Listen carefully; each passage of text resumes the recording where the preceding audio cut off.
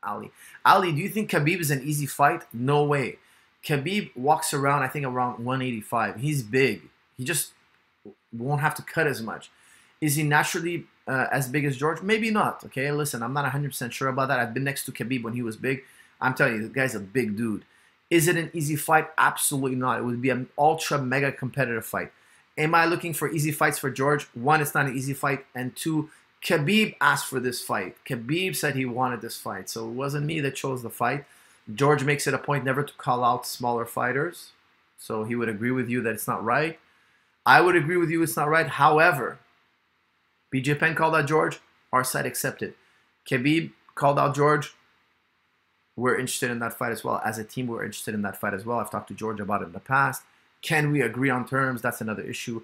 But just remember, Ali, it's not George that asked for that fight. It's Khabib. So Khabib wants it. And in my opinion, Khabib is a very big guy. So I think taking a break from making 155 and possibly fighting at 165 would not only be something he'd welcome, it would be something that will actually maybe even help him perform better. Who knows? Maybe he performs better at 165. He doesn't have to put his body through that weight cut. Who knows? We won't know until we try. We've seen fighters go up a weight class and have a better career at a higher weight class than they did when they were at a lower weight class. Okay, so we've seen that in the past. Maybe we see it again in the future.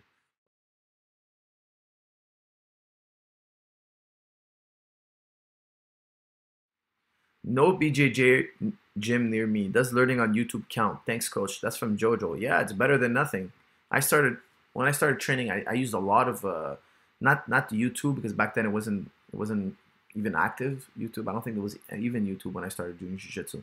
But I would like get every black belt magazine where they had like, nobody really learns like that, I imagine, anymore, but they would demonstrate a move and they just show you one picture, then a small caption of what's going on in the picture, and then another. Like, it was like a little instructional magazines, right? So every feature would have a move or two. I'd buy all of them. I'd learn all the moves. I'd watch fights, see the moves that they did in the fight, try to figure it out. I'd buy instructionals, even though they were very expensive. I would do whatever I can to, gain that knowledge. But of course, nothing beats working with an instructor. It's just, there's no comparison.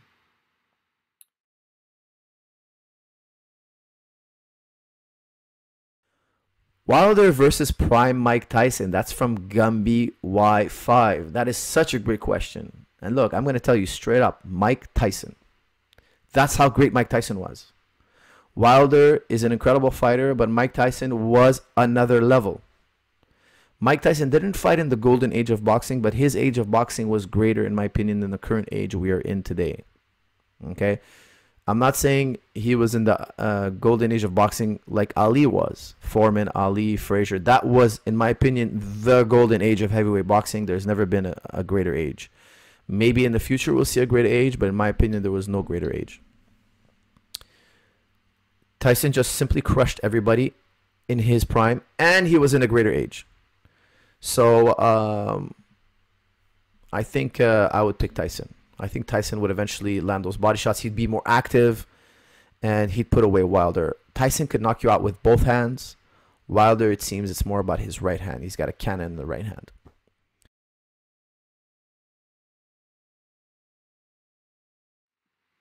Fury in UFC, your thoughts? Tyson Fury, I think there's a rumor going around that he's going to join UFC. Listen, it would be great, entertaining, for sure. I don't want to hate on it because I would definitely tune in. I would be a viewer. But I don't think he would do it because there's nobody he can beat in UFC. Unless they bring him like somebody that doesn't belong in there and maybe tee him up for a win. I could see that possibly happening. But right now, if you look at the heavyweight division, Tyson, I don't think Tyson Fury can catch up. I don't think he'll be able to go through the grueling process of turning into an MMA fighter. Not that he couldn't if he didn't want to, but what's the motivation? I mean, I think in heavyweight boxing he's going to be making a lot more money.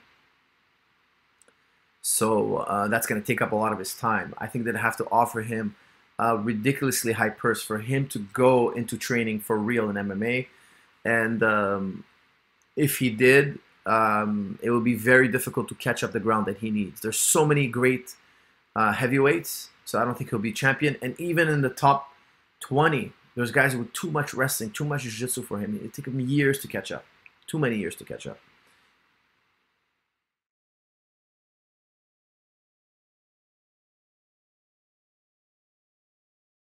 be sure to check out my instructional on the dynamic butterfly guard. In this instructional, I review how to recognize the positive and negative side, which is the initial side you always want to sweep on. Common counters to your opponent's reactions. To common reactions you'll see when you use these butterfly guard attacks. I also show in this video how to use the power slide and power stack to generate a tremendous amount of force to launch your opponent in the air when you are in the butterfly guard. I also cover very key important follow-up guards that connect very well with the butterfly guard. Make sure to pick up this DVD if you want to increase your bottom game. The butterfly guard is a key ingredient to a bottom game player, and make sure you tune in and check it out.